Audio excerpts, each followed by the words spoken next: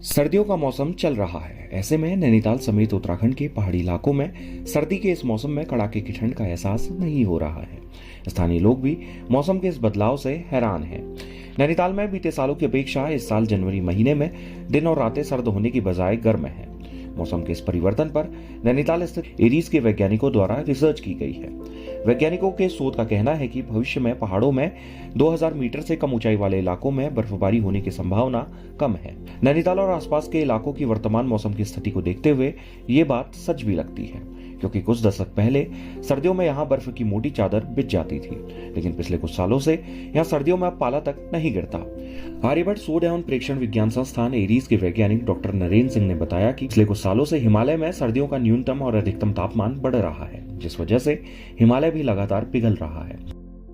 ये Himalaya actually global है और एक ग्लोबल रिसर्च का पार्ट है कि केवल एरीज की रिसर्च नहीं, ग्लोबल ही लोग इस पर रिसर्च करते हैं।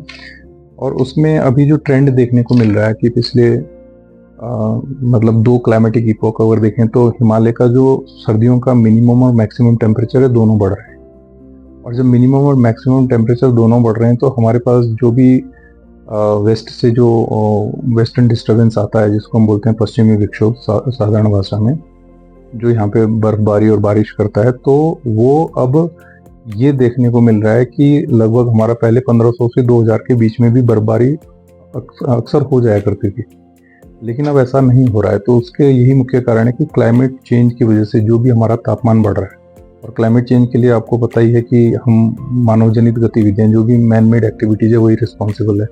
आपका चाहे पर्यावरण का डिग्रेडेशन हो या हमारे द्वारा जो भी प्रदूषण वायुमंडल में जोड़ा जा रहा है रोज, तो इन सब की वजह से आपका जो तापमान बढ़ रहा है, और खासकर सर्दियों का तापमान ज़्यादा प्रभावित हो रहा है कि लंबे समय तक जो टेम्परेचर होना चाहिए था कि 1-2 डिग्री के आसपास या उसके कम या कभी कभी 0 भी जाता था, सर्दियों में वो स्थितियाँ नहीं बन पा रही है।